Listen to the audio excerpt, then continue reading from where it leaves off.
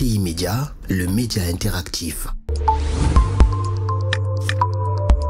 Nous avons connu une époque où l'homme était le seul pourvoyeur de la maison. Nutrition, santé, loyer, frais d'écolage, tout venait exclusivement de lui.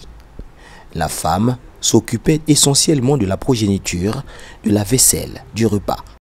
Mais cette période est révolue. Nous sommes au 21e siècle, là où tout le monde doit se réveiller. La femme n'a pas le droit encore de rester à la maison, s'en occuper seulement des enfants et de la maison. Mais non, on doit tous mettre la main dans la pâte. La charge ne peut pas seulement revenir à l'homme. L'exercice difficile qui consiste à se lever à 5 heures du matin pour se rendre au travail n'est plus l'apanage des hommes.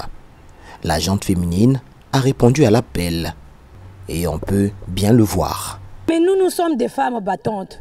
Moi, je ne peux jamais rester à la maison du matin jusqu'au soir sans moussalki mamouke l'enlever. Donc, je suis déjà habituée. Si Bakala me vumbu 4 heures, moi ne sais pas me vumbu 4 heures. Peut-être que Baska car en fait, il mos. Il y a un me coin ça, moi ne sais pas ça. Je suis déjà habituée à déjà. Je suis vumbu na suka, moi vois na injo comme marqué toute la journée. Je senti net, moi c'est belle. Moi habituée mais cuisa. Moi ba 200 ba 300 ina qui permettent moi na ya strat. Na maman aboubi parfois Bakal vani sala. Et même bout baban 4 ou 5. Bakal ba me 4 millions na kisalu. Comme par exemple coopérant kaka. Bon, quelqu'un qui est noana vient que noana veut bien que l'élever na charge ya baba na injo na kusedebe donc boubier si que bakal me vumu ko sosa nge si ken funge vumu ko sosa sans bien voir na équilibre na injo bakal moi ya bakal ke sala nge si ken ke salia ya ke vient na injo faut ka bakal sala non nge si ken ngele foot aussi injo si bakal ke vient ngele foot injo ngele aider yan nge va na injo ke dia iki donc evanga kecha chukumes kotini kotwa bogenge chikuis kwa ngeme kwen. Les femmes battantes prêtes à contribuer au quotidien pour l'équilibre des enfants et de toute la famille, cherchez et vous les trouverez. Ne cherchez pas et vous les verrez quand même. Maman, sac 258 baka. Oui, sac il y en a 250. Oui, maman, gaillard à paquet. 250.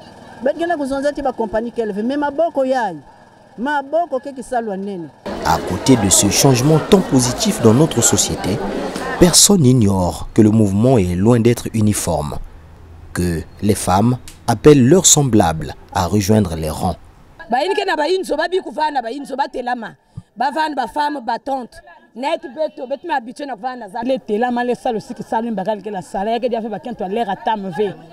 Donc, est aussi capable de telama ya kubasika ya kunwana na aider bakala yandi. Parce que bien membre nyons ne comme fombongo. Même dans l'hôpital singeve na mbongo même manganga 5000 ngele ku fois. Donc ba kentune ke na vana injo muna pesa ba conseil ba basika. Même avec 2000 ngele bano si commerce ngeme ku musina ba millions. Vraiment ba noana ba sala ba fort. Ba telama muchindu beto aussi facile ke na ku telamaka na ku noana sam na ku débrouiller na ku zwa moyen ya ku vivre na ku zwa moyen ku sumu dipa babana parce que na minute ya betke na zonza ba bakal me kuma na kata ba difficulté. Ça ne sert peu de coller seulement des ongles et puis mettre les cils, aller traîner dans les rues ou bien dans la ville. Oh ben oui, ils sont devenus comme ça là. On les voit tous, on les voit dans les marchés là, non? Ils viennent toujours de quémander. Donne-moi, paie-moi le déplacement, achète-moi le jus. Ce temps-là est fini. Au-delà de tout, des messages de félicitations se multiplient en ce mois de mars pour apprécier le caractère battant de la femme congolaise. Sortir de sa zone de confort pour apprécier le ressenti de son audience, fidèle de la radio interactive, la volonté du directoire du média généraliste NTI le 11 mars 2025 sur le terrain, dans le but d'améliorer ses services. Képhane Rohan.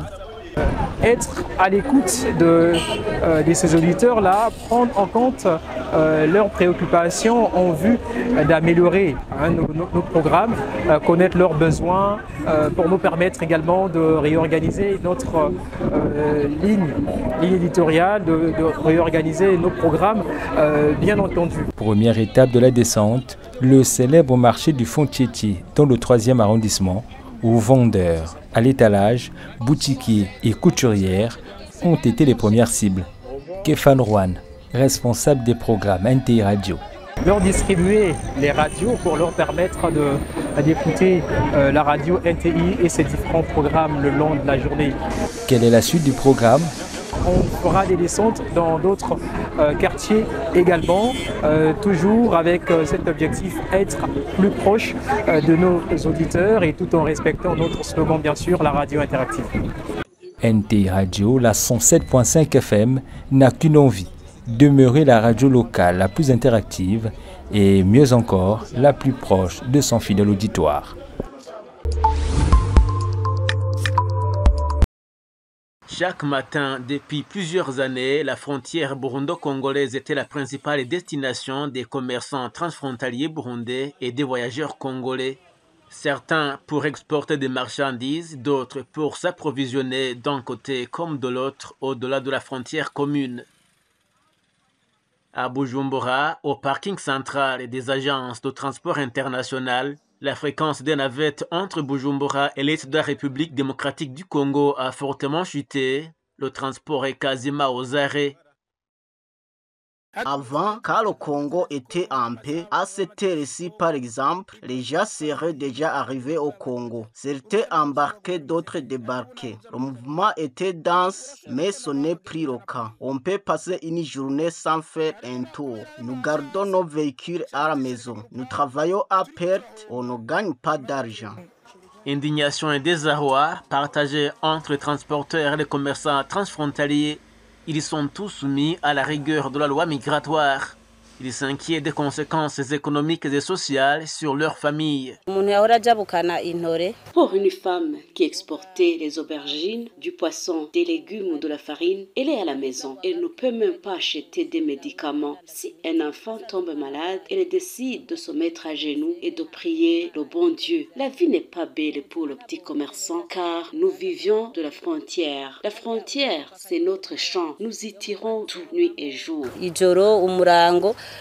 Bukavu et Goma, deux localités de l'Est de la République démocratique du Congo, inaccessibles aux commerçants depuis plus d'un mois suite aux hostilités. Les restrictions douanières se renforcent à la frontière pour des raisons sécuritaires. Le contrôle est très rigoureux pour tous, dont inhabituellement les petits commerçants transfrontaliers. Ainsi, ils deviennent de moins en moins rares et l'impact sur les échanges commerciaux se fait de plus en plus sentir. Les défenseurs des droits des petits commerçants en appellent à l'allègement des mesures pour relancer l'activité économique.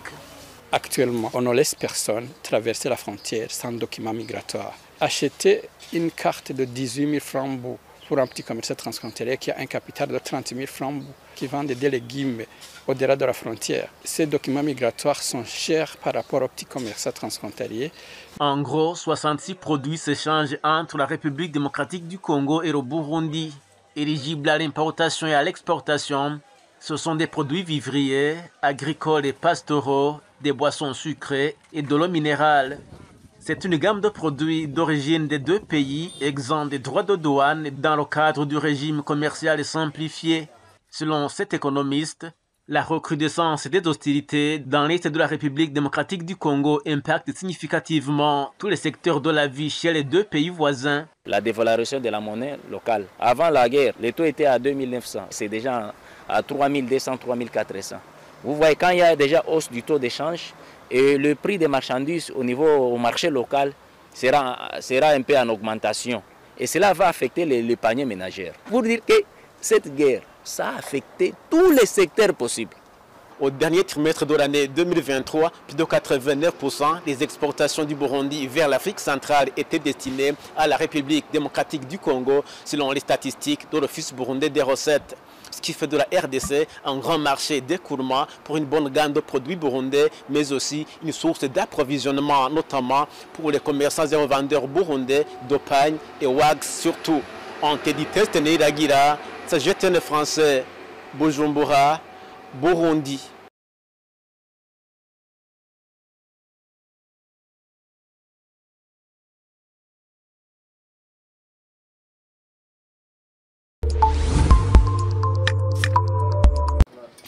Anastasia Mwende a grandi dans un bidonville du Kenya. Elle a toujours aimé les voitures, mais n'a jamais pensé à devenir mécanicienne. Aujourd'hui, elle est passée d'élève vedette à un emploi à plein temps dans un garage de Nairobi. I used to learn human resource HR.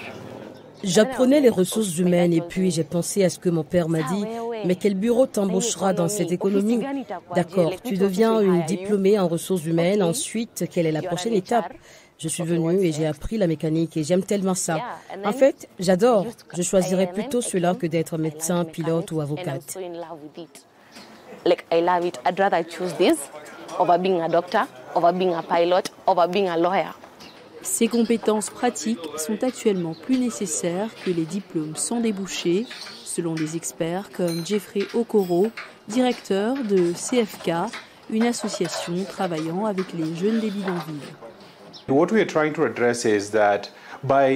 Ce que nous essayons de résoudre en constatant rapidement quel est l'environnement de travail actuel, en investissant dans ces jeunes qui sortent tout juste du lycée, et en leur donnant la possibilité d'acquérir des compétences suffisamment tôt.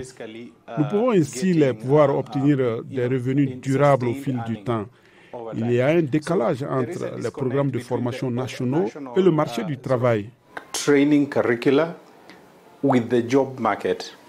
Une formation rapide avec la possibilité de s'insérer sur le marché du travail et la préférence de beaucoup de jeunes qui cherchent à gagner leur vie. Nicolas, un jeune homme issu d'un milieu très modeste, a voulu commencer à travailler rapidement. Il a appris les soins de beauté et des ongles après une période d'apprentissage.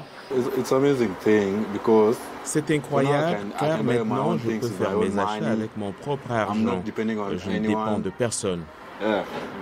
L'association CFK espère accélérer le processus d'insertion des jeunes sur le marché de l'emploi avec un programme d'apprentissage expérimental. Jane est la propriétaire du salon dans lequel Nicolas travaille. En ce moment, il n'y a pas d'emploi et on ne peut pas être sûr que l'on ira à l'école et qu'on trouvera un emploi. Ici, c'est pratique, c'est axé sur les compétences. Donc, si vous avez des compétences, vous pouvez travailler n'importe où, vous pouvez créer votre propre business et être indépendant. Comme partout en Afrique, la population du Kenya est jeune. 80% des habitants ont moins de 35 ans, selon le gouvernement qui reconnaît les difficultés que rencontrent les jeunes pour trouver un boulot. Des initiatives sont prises par les autorités, mais les fonds sont parfois mal alloués. Pour Jeffrey Okoro, il incombe aux organisations caritatives comme CFK de combler le vide.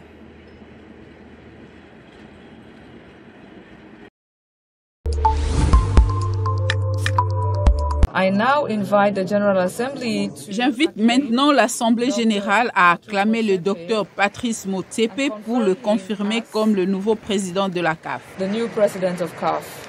Sans surprise, Patrice Motsepe va effectuer un deuxième mandat de 4 ans comme patron du foot africain après son premier bail débuté en 2021 et achevé cette année. Seul candidat en liste, le Sud-Africain propriétaire du club de Mamelodi Sundowns a été réélu par acclamation sous les yeux du président de la FIFA, Gianni Infantino. Thank you so much. Thank you, Gianni. Thanks, my brother. Thank you. Thank you so much. Thank you. Thank you.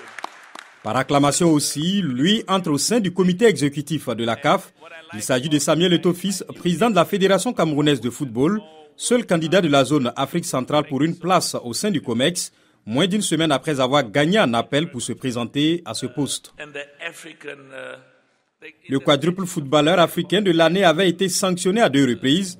En septembre dernier, la FIFA lui a interdit d'assister au match de l'équipe nationale pendant 6 mois pour violation du règlement disciplinaire.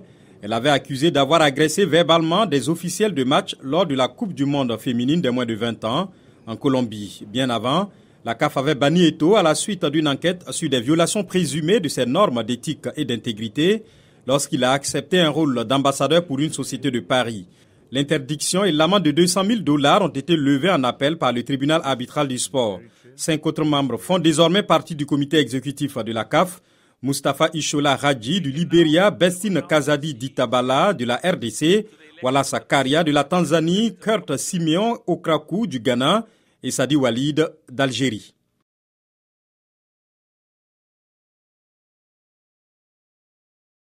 NTI Média, le média interactif.